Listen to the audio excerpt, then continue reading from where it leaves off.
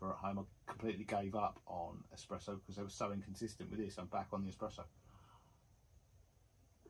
But it's also, if you're getting a bit I was drinking because I went from an espresso, which is on the floor there. The Nespressos are quite weak. So I was drinking a lot of Nespressos a day, probably 5 to 10, and which I wouldn't recommend, but they're almost like drinking cafetiere or pour over.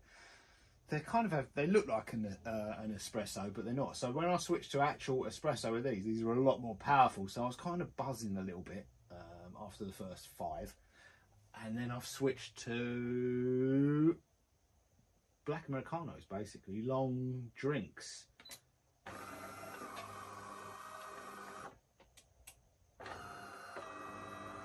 So this is a single espresso with water, which